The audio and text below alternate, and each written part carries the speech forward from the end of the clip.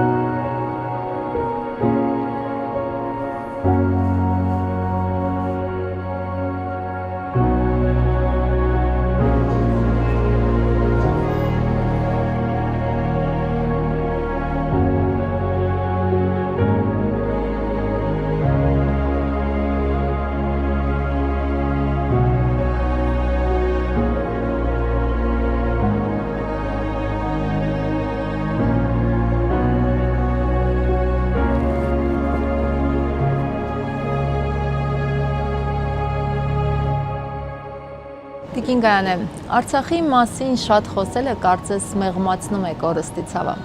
Դուք ամենաթանկն եք տվել այդ հողի պաշտպանության համար։ Կարծում եմ հենց դուք էլ բոլորից լավ գիտեք ինչ է Արցախը։ Արցախը նախ եւ առաջ ինձ համար, մեզ համար հայրենիք է։ Հայրենիք, որտեղ ամեն մի միլիմետրը պահել, պաշտպանվել է մեր հերոս տղաների արյան գնով եւ ինչու՞ չէ նաեւ ողջ տղաների, որոնք վերադարձել են պատերազմներից։ Երբ որ Ադամը գնաց ընտրեց ամեն դեպքում Արցախում ծառայելու այդ որոշումը կայացրեց, ճիշտն ասած, ես ոչ մի անգամ, մենք ընտանիքով ոչ մի անգամ չենք եղել Արցախում։ Ամուսինս ծառայության ընթացքում եղել է, բայց Ադամի հերոսական նահատակվելուց հետո ճիշտն ասած ուժ չէի կարողանում գտնել գնալ եւ միշտ մտածում էի, որ Աստված մի ձևով, մի ճանապարհ, մի որևէ նախախնամությամբ ինչ որ առիթով մեզ կհասցնի Արցախ, բայց հենց այնպես չէի ցանկանում գնալ, հենց այնպես այդ ժամանակ ինձ մոտ շատ հոգեբանական ծանր վիճակ էր, չէի կարողանում այսպես տրամադրել ինձ, որ ոնց գնամ, ինչպես գնամ, չգիտեմ ինչ զգացողություններ կունենամ, կարող եմ վերապրել այդ ամեն ինչը նորից, թե ոչ, բայց առաջին անգամ այսպիսի մի առիթ եղավ տիկին Մարգարիտա Թարանյանը, որը հասարակական կազմակերպություն ուներ, կարծեմ ազգային ժողովին առընթեր, ինչպես նաև տիկին Դադայանը պատգամավոր ազգային ժողովի, այսպիսի մի նախաձեռնություն էին որոշել, որ պետք է մկրտվեն Ջաբրայելի ջրականի զինվորները, ովքեր որ մկրտված չեն, սակայն պետք է լինե զոհված հերոսների ընտանիքի անդամներից մեկը եւ կանգ էին առել մեր ընտանիքի վրա, այսինքն որոշել էին, որ կնքահայրը պետք է լիներ Ադամի հայրիկը, իմ ամուսինը։ Երբ որ եկան տիկին Մարգարիտան եկավ առաջարկով, նա շատ զգուշորեն, այսպես շատ եւ ամենաառաջին հերթին անverջ խոսում էր Ադամի մասին եւ ասում, որ որքան են Արցախում սիրում Ադամին եւ դա կարծես թե բոլորի հերոսն է Ադամը եւ առաջարկությունն արեց եւ այսպես շատ սիրուն ձևով հավելեց, ասաց, որ մենք ամեն մեկին չենք առաջարկում, այդ առաջարկը ամեն մեկին չենք կարող անել եւ երևի ակնկալում էր, որ մենք չենք մերժի եւ այդպես էլ եղավ, ամուսինս չմերժեց, մենք մոտ 1 ամիս հետո գնացինք Արցախ, այնքան գրկաբաց ընդունեց Արցախը մեզ, նախ ես Ադամին երազի շատ հազվադեպ եմ տեսնում, բայց դրա նախորդ օրը ես իրեն տեսա շատ կենսուրախ, ուրախ, շատ բարձր տրամադրությունով։ Ես զգացի, որ ինքը քաջալերում է, ինքը, այսպես ասած, կողմ է եւ շատ ուրախ է, որ մենք այցելում ենք Արցախ, մենք պետք է լինենք նաեւ ջրականում, դիրքերում, հանդիպենք տղաների հետ, լինենք ճաշարանում եւ հաջորդ օրը Ղազանչեցոց եկեղեցում պետք է լիներ մկրտության արարողությունը։ Եվ հիշում եմ այդ առաջին հանդիպումը Արցախի հետ, մենք կանգ առանք տատիկ պապիկի արձանի քանդակի մոտ։ Բարձրացանք, 2 տղամարդ էին կանգնած արցախցի, որոնք ապրում էին արտերկրում, մեկը Սանկտ Պետերբուրգում էր, մյուսը չեմ հիշում Եվրոպայում կամ ինչ-որ էլի Ռուսաստանի քաղաքներից մեկում, եւ երկուսը շամպայն էին բացել, թղթե մեկ անգամյա օգտագործման բաժակներով խմում էին իրենց սրբությունների կենացը եւ իրենց սրբությունը տատիկ պապիկի արձաններ, մյուսի համար գանձասարը։ Մեզ մի անգամից ներգրավեցին իրենց այդ խմբի մեջ, իրենք երկուսով էին չնայած, բաժակները տվեցին, շամպայները լցրեցին, ուզում եմ ասեմ, այդպիսի ջերմ ընդունելություն է եղել, հենց առաջինը Արցախի եւ ասացին, որ ես համարում եմ, որ իմ սրբությունը տատիկ պապիկն է, ընկերս համարում է գանձասարն է։ Ինչևէ մենք չենք վիճում, եկեք խմենք կենացը, մեր սրբությունների կենացը, հաջորդ օրը այս Ջաբրայելի ջրականի զորամաս, հանդիպում զինվորների հետ, Ադամի անունով դիրք կա Արցախում, Ադամի անունով, այո, դիրք կար, 112-րդ դիրքն էր, մարտական ուղին մեզ հանձնեցին Ադամի, որը Լևոն Մնացականյանն էր այդպես կնիքը դրել եւ ստորագրել, ինչպես նաեւ փառահեղ մարտական ուղի է, դե տանը պատին փակցված է այդ մարտական ուղին եւ որովհետեւ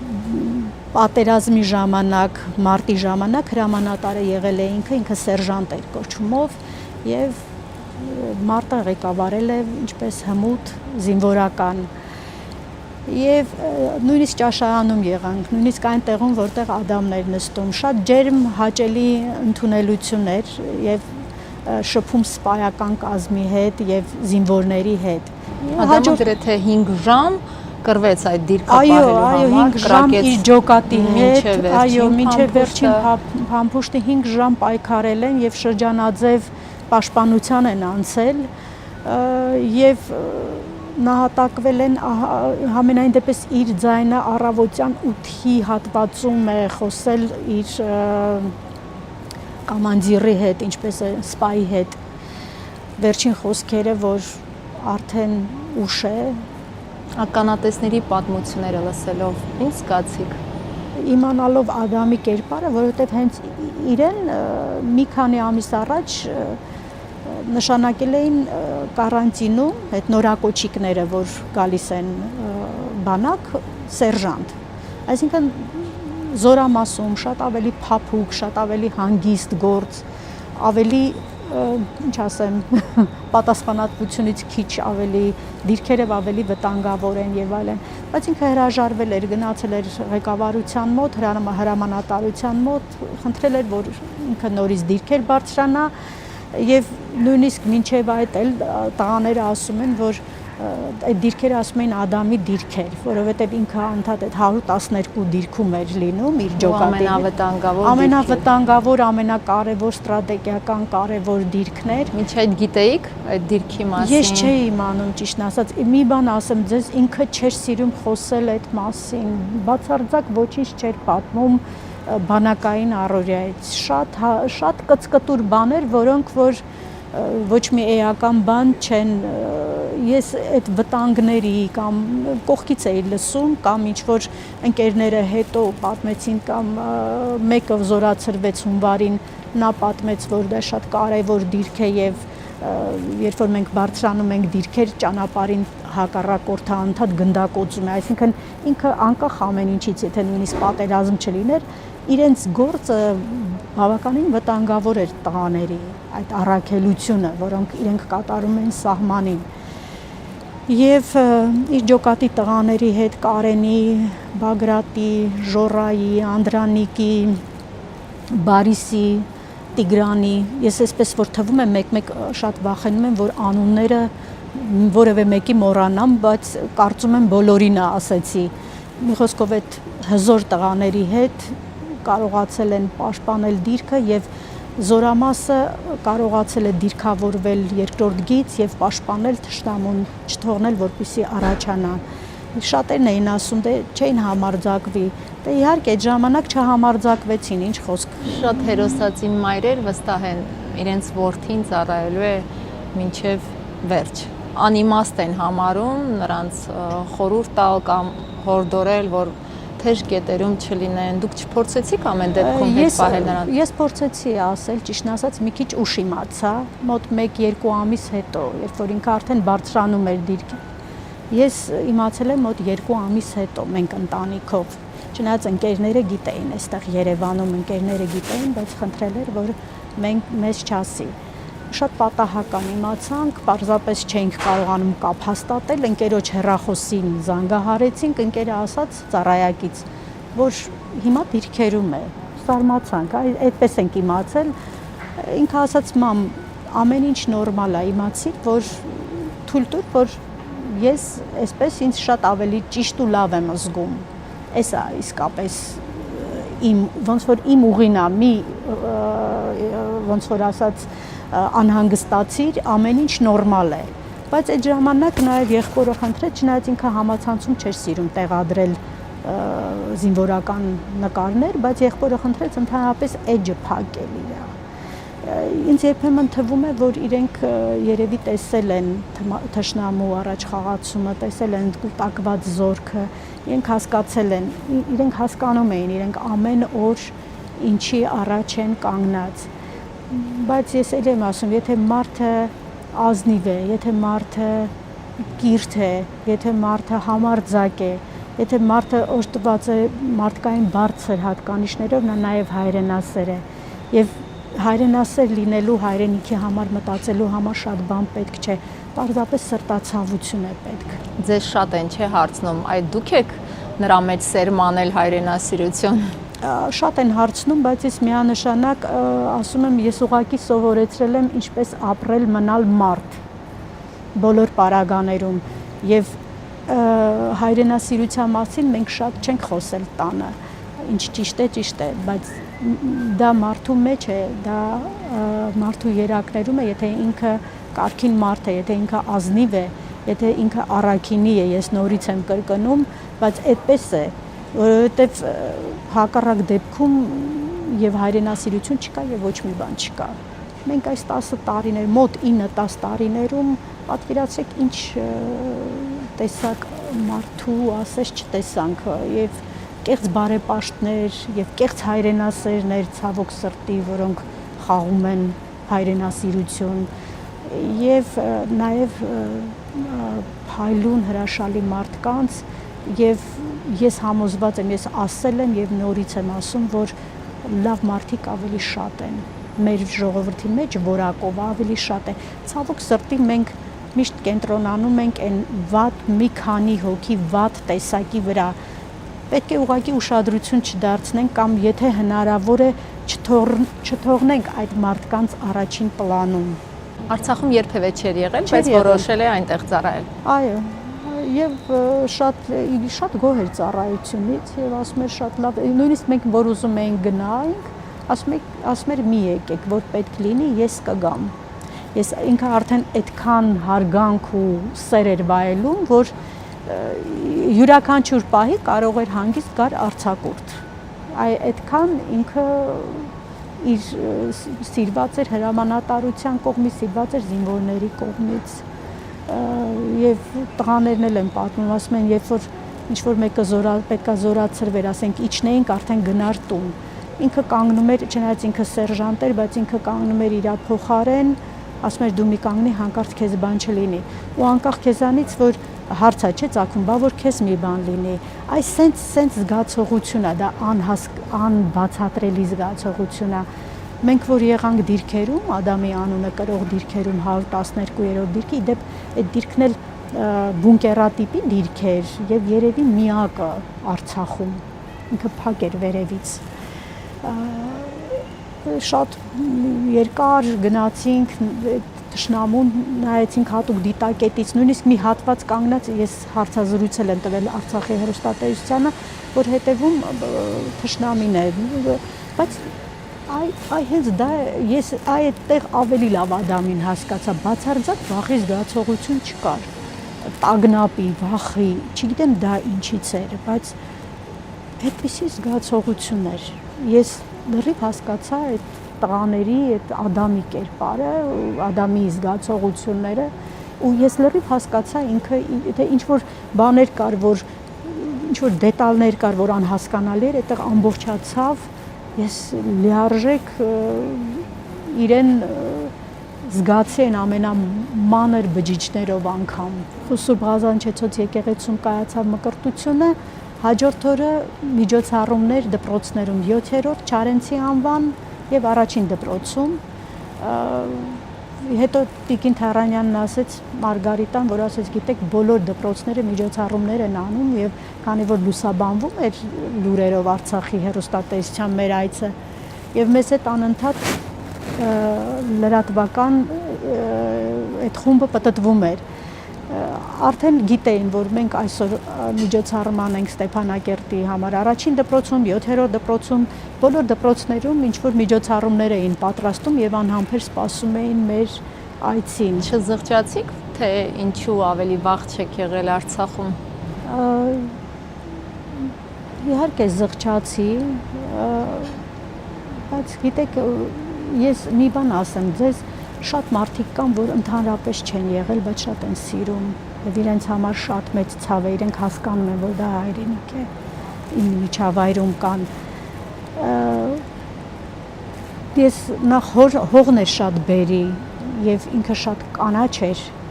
գեղեցիկ էր, շատ կանաչ եւ հատուկ ինչ որ մշակույթ ու կուլտուրա կար, որ ասենց ինչ որ մի չգրված օրենք էր էլ, այսպես չգրված ձևով դա նկատում էր։ Երբ որ մենք դուրս եկանք երեկոյան մի թեթև քայլեինք, ուղակի գնայինք կողքի հյուրանոցի մոտ սրճարան, այդ ընթացքում մենք հիշում ենք, որ եւ նաեւ նկատեցինք, որ մեզ կարծես ուղեկցում էին, ինչ որ անտեսանելի, ինչ որ եւ ոստիկաններն էին, ինչ որ ճանապարհ բացում եւ բան, չգիտեմ, չգիտեին, կապ ունի չունին, իրանք հասկանում էին, որ դուք այստեղից չեք, այստեղից են կամ ճանաչում էին, մեծ շատերն էին ճանաչում մոտենում։ Այդ դպրոցում, որ միջոցառում եղել էր, պետք է լիներ, այդ օրը ահագին արցախցիներ էին մոտեցել եւ պահակը ներս չէր թողել, որ ներս մտնեին այդ պահին, որ միջոցառումը գնում էր։ Ասել են ովքեր եք դուք, ասել են մենք իրենց բարեկամներն ենք, ազգականներն ենք, ասում են դուք ազգականներ ունեք այստեղ, ասում ենք չունեք, բայց ինչ տարբերություն, բոլորը մեր ազգականներն են, իսկապես ազգականներ են, շատ ավելի հարազատ, քան որոշ ազգականներ կարող են լինել։ Եվս մի բան 19 թվին էլ Ադամի անվան դպրոց բացեցին Քաշաթաղի Տանձուտ գյուղում եւ տնօրենը Վանո Արշակյանը զանգահարեց տղայիս եւ ասաց, որ իհարկե շատ անակնկալ էր մեզ համար, դպրոցը հիմնատակորեն վերանորոգվել էր, նոր գույքով, շատ գեղեցիկ դպրոց եւ բավականին բարձրաստիճան պաշտոնյաներ էին ներկա, կրթության գիտության նախարարը, պետնախարարը, որոշ նախարարներ նաև պաշտոնյաներ մեծ շուկով դպրոցի բացումը կատարեցինք, շատ ուրախացանք, որ անդադ այնտեղ միջոցառումներ էին լինում եւ Վանո Արշակյանը երբ որ մեզ ընդառաջ եկավ, երբ որ մենք ասաց մենք պարզապես ուզում ենք դուք ներկա լինեք դպրոցի բացմանը, մեզ ուրիշ ոչինչ պետք չի։ Երբ որ մենք առաջինը հանդիպեցինք իրեն, ինքը ասաց գիտեք իմ երազանքը կատարվեց, մեր երազանքը կատարվեց, մենք աշակերտների հետ որոշեցինք, որ Ադամի անվան դպրոց է լինելու, մեր դպրոցը անվանակոչվելու է Ադամի անվան։ Եվ այդ ժամանակ էլ մենք էլի ձեռք բերեցինք շատ մտերիմ հարազատ սիրելի մարդիկ, նույնիսկ պաշտոնյաներից մեկ Արցախի Մարատ Հասրատյանը իր ընտանիքի հետ եկան, շփվեցինք, ծանոթացանք եւ մենք մինչեւ հիմա շատ ջերմ լավ ընկերներ ենք։ Իհարկե ոչ միայն իրենք, ես կարող եմ շատ մարդկանց անուններ տալ։ Տիկին Դադայանենց ընտանիքը, այնտեղ Նարինեն, Նայրի Հայրապետյանը եւ այլն շատ այսպես շատերն էլ իրենց որդիներին Ադամի անվանով կոչեցին։ Այո, շատերը որդիներին Ադամ անվանակոչեցին, շատ են եւ շատ են գրում ինձ, շատ են զանգահարում կամ երբեմն Ադամի էջին են ուղարկում, Facebook-յան էջ կա Ադամի, ուղարկում են, որ կամ ասենք որպես կոմենտ են գրում, որպես որ Ադամի պատվին իմ որդուն Ադամ եմ կոչել եւ հպարտությամբ ենք պետք է կրի իմ տղան նրա անունը եւ եթե հանկարծ հարցնի մայրիկ ում պատվին ես դրել իմ անունը, ես ցույց կտամ հերոս Ադամի լուսանկարը։ Մի անգամ ասել եք, որ Ադամի տունը ուզում եք թանգարանի վերածել։ Այդ գաղափարով ինչ եք ուզում փոխանցել մարդկանց։ Գիտեք, մարդիկ մտնում են օրինակ երեք էլ ես աշխատանքի եմ եղել, ամուսինս է տանը եղել, մտնում են ուղղակի ուզում են հաղորդակցվել, զգալ, այսպես ասած, տեսնել որտեղ է ապրել Ադամը, կարդալ այն բազմաթիվ նամակները, իր անցած ուղին, նայել իր գծագրության, գծագրական եւ կոմպոզիցիոն աշխատանքները, իր կերպարը շատ հետաքրքրում է մարդկանց եւ ամենակարևորը բոլորը միաբերան նույնն են ասում, որ էներգետիկան փայլուն ինչ որ շատ լուսավոր էներգետիկա կա եւ լավ են զգում։ Երբեմն 5 րոպեով մտնում են, ասում են պարզապես տեսնենք որտեղ են ապրել, ասենք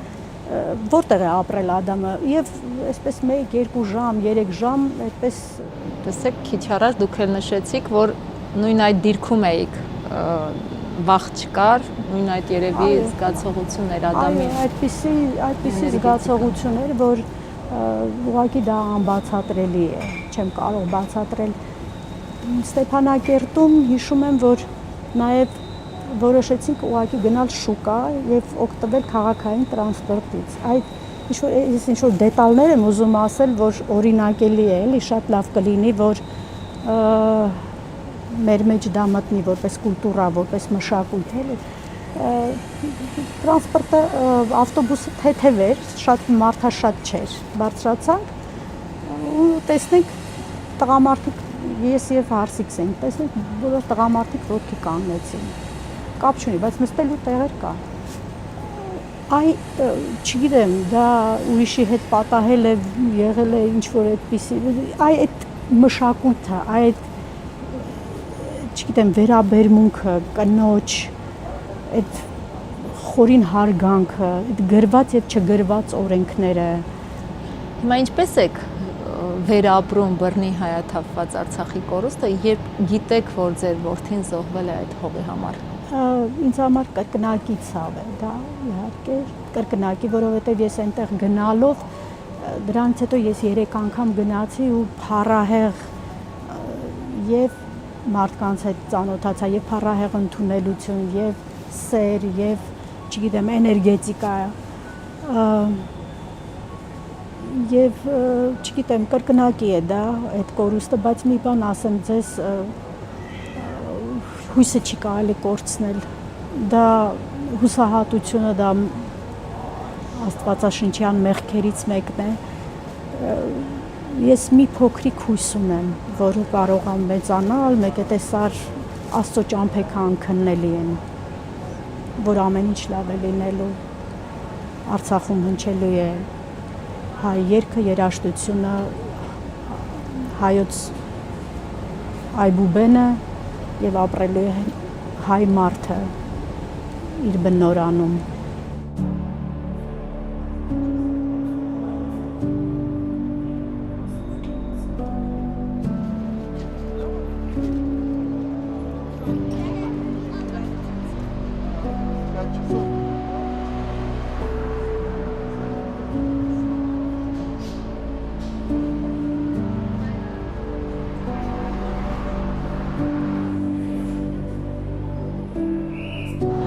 Գայանե, մենք հիմա Աբովյան 1 դրոպ 1 հասցեում ենք, որտեղ ապրել է Ադամը եւ ես այստեղ կանգնած նկատում եմ, որ ոչ մեկը անտարբեր չի անցնում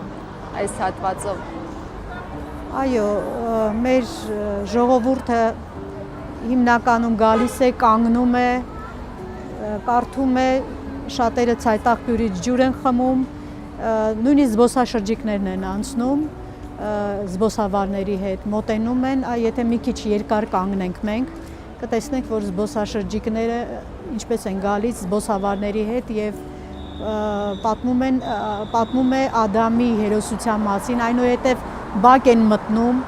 ոմանք նույնիսկ ցանկանում են տուն բարձրանալ եւ բազմաթիվ անգամներ է եղել, որ նույնիսկ զբոսաշրջիկներ են այցելել մեր տուն, ուղղակի ծանոթանան Ադամի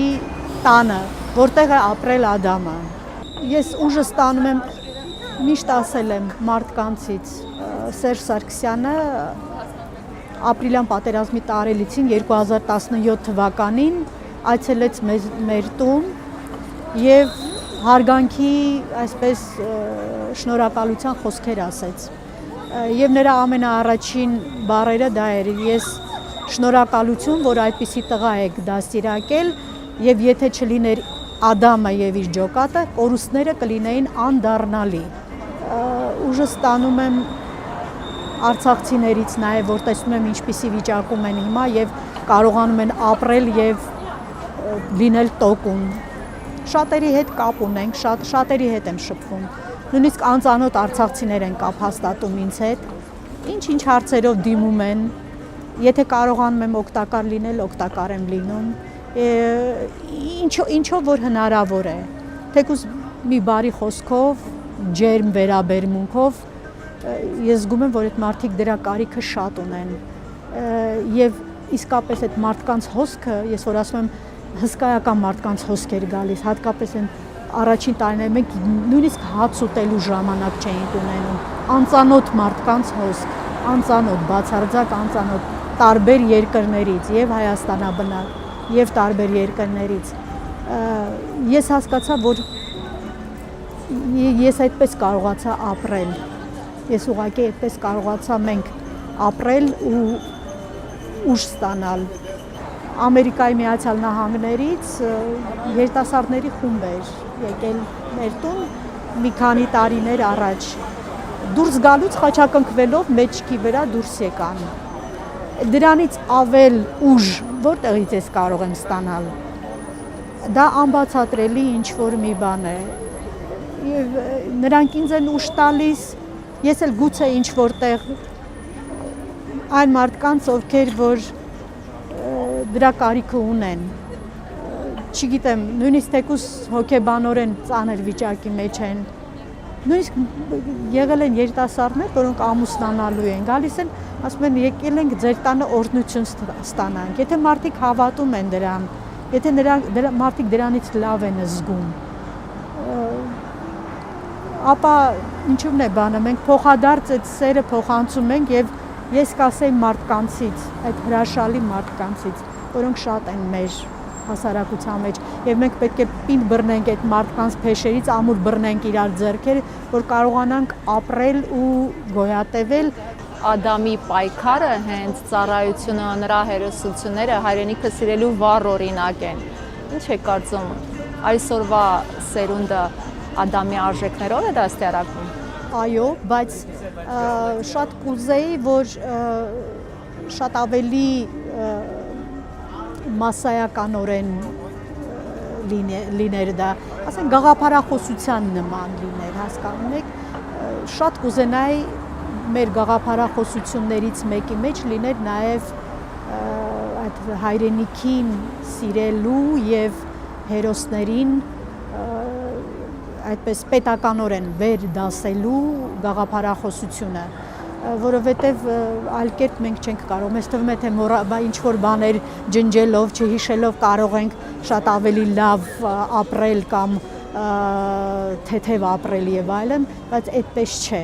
Բարձր արժեքները, եթե դու մոռանում ես հասարակությունը, դա արդեն ինչ որ մի դեգրադացված մի բան է դառնում, աղետ, եւ որի արդյունքները գուցե շատ երիտասարդներ չհասկանան, բայց երբ որ մի 20 տարի հետո, 30 տարի հետո հասկանան, որ իրանք դատարկ տաշտակի առաջ են կանգնած։ Մինչև 2020 թվականը մենք գլուխներս բարձր էինք քայլում, թշնամու բոլոր հարձակումները հետ էին մղում։ 2020-ի ժամանակ էլ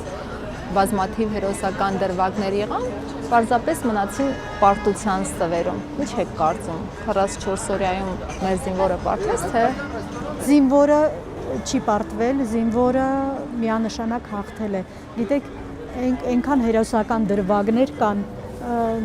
նույնիսկ մեր հարազատ շատ սիրելի, մեր ընտանիքին մտերիմ մարդու հետ կապված, նա 11 տանկ է խոցել,